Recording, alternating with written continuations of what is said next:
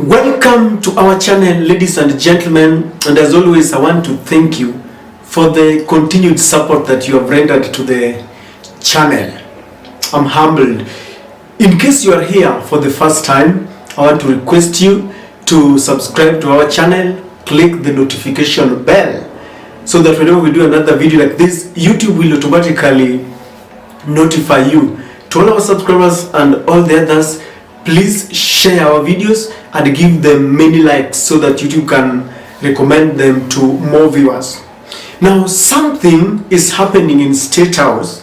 There is a parliamentary group meeting that was hurriedly and urgently convened. And Dennis Itumbi on his Twitter handle summarized this meeting and he said that UDA Kenya Parliamentary Group at State House is going to discuss the NSSF national rating bills, procedural bills, and hustler funds. That is the summary of what Dennis Itumbi gave us. And this tweet alone really elicited several reactions. Some of them were, some of the people who retweeted or were replying to Itumbi told him, are you going to talk of UNGA? And someone said that now pension has been increased to 12%, NSSF 2%, pay 30%, and is wondering where Kenya is headed to. And others were telling Itumbi, we don't care about your parliamentary group meeting, all we want is to see result, bring the cost of UNGA down. That is just the summary of what Itumbi said and what other Kenyans are telling Itumbi. But ladies and gentlemen, I want us to look critically at the meeting that is happening in State House, because the timing is very paramount. This is happening just a day after Parliament passed all the names of the nominees to several cabinet secretaries' offices. And it is also happening in the wake of reality check. Kenyans are asking, where are the promises? So the CEO of the country decided to convene this meeting to just try and look at some of these realities. And I want us to look at the objective, because in politics, as always, everything that happens has got a political objective. And number one, as Dennis Itumbi rightly said, this is going to be an evaluation, a reality check. The UDA parliamentary group, these are members of the UDA or Kenya Kwanza. They're going to sit down and look at the promises that they gave to Kenyans. You see, when people are campaigning, the campaigns are always carried away in a very euphoric manner. They quote everything they want to, they promise heaven. But then after ascending to office, you realize that some of the things that you are saying are unrealistic. Maybe the timelines that you gave you cannot achieve them within the time limit that you gave Kenyans. So they are going to look at these and give a reality check. This is what we said. Now 100 days into the office, what have we achieved? What have we not achieved? Where do we want to go? And how do we explain whatever we have not? So the Mr. Ruto is chairing this meeting and perhaps is going to ask the members of parliament just to give their views on what they think they should do. It is a consultative meeting, sort of. Number two, the Azimio, or the what we call in quotes opposition, is up in arms with the government. They have become a thorn in the flesh of this administration. And they are asking hard questions. William Ruto knows very well that this can explode.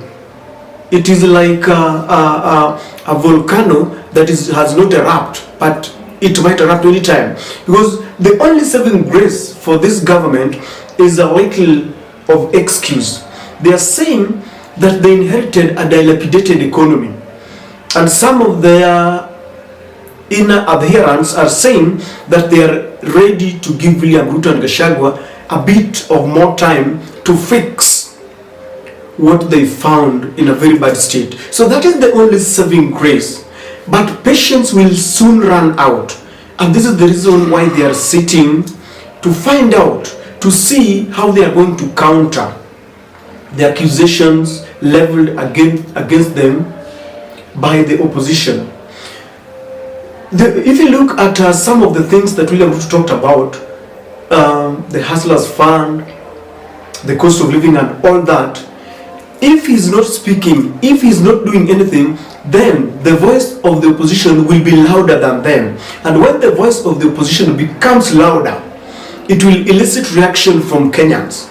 And as I mentioned earlier, this is going to be an Unga revolution. It is easy to accuse the opposition of rocking your government, but it is not very easy when people are complaining on an empty stomach. People can always go to the street to ask questions, and the opposition will take advantage of this.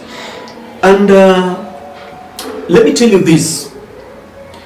This is a litmus test to the Ruto administration, I can assure you. This is very delicate and very precarious. If it is not handled carefully, it might prematurely end his regime.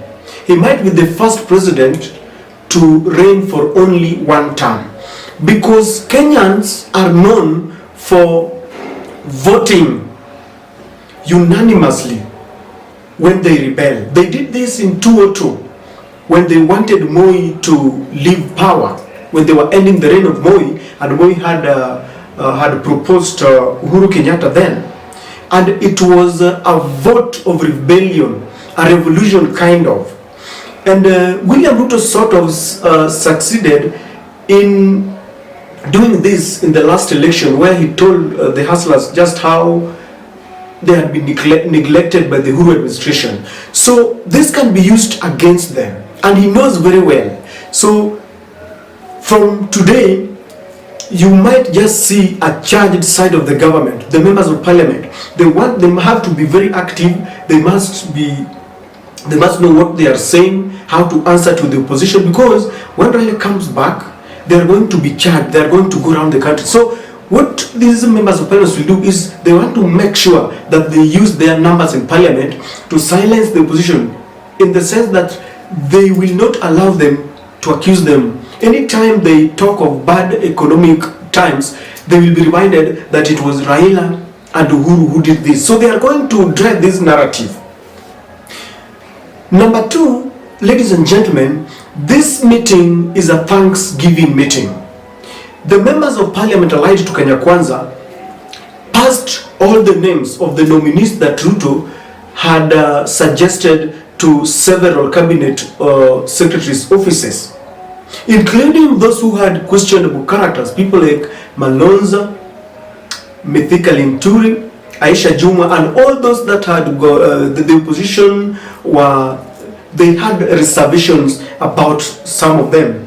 But the Kenya Kwanza team, the Kenya Kwanza members of parliament, used their numbers and they passed all the names.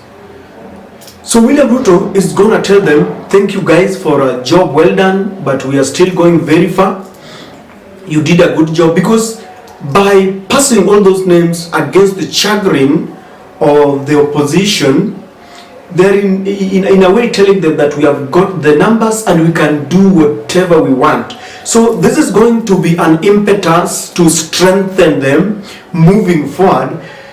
There are several impending bills, I think, that Tumbi mentioned there, that they are going to pass. And they are looking at how they are going to do it.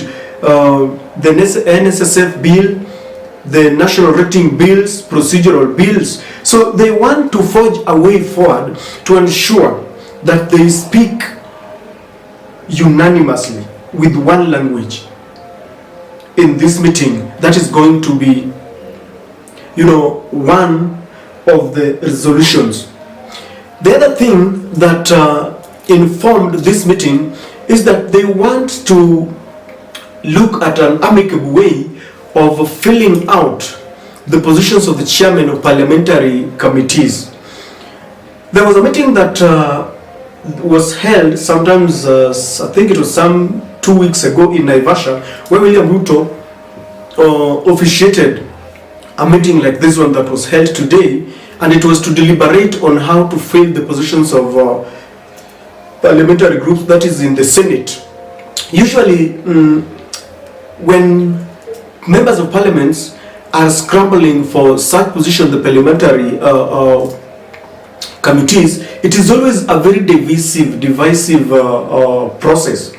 The other time you saw a kind of rebellion in the ODM when people like Babu Owino and the Narok senator Ledama Lekina, that group complained that they were being shortchanged, and even in the Senate, Okomo Mogeni spoke very bitterly when he thought he was being shortchanged. So such are always very shaky moments for a party, and the least that Ruto would want to see on his party today is any kind of bickering. He's going through a lot that he doesn't want anything to do with the parliamentarians bickering. So they want to iron out how they are going to fill up these positions. Perhaps they're taking into account regional balancing, gender balancing, and such kind of things. So this really informed the reason why this meeting was, convened.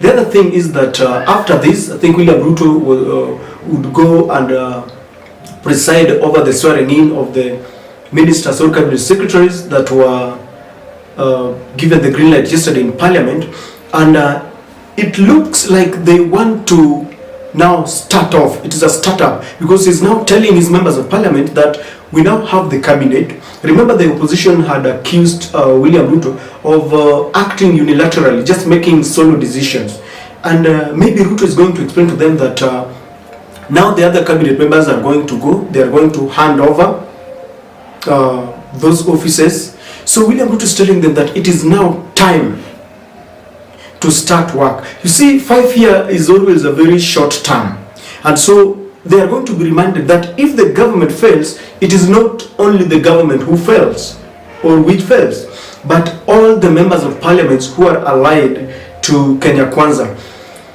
The narrative that Ruto used to sweep Mount Kenya, he painted it yellow, was a narrative that worked for them, and it was pegged on bringing down the cost of living.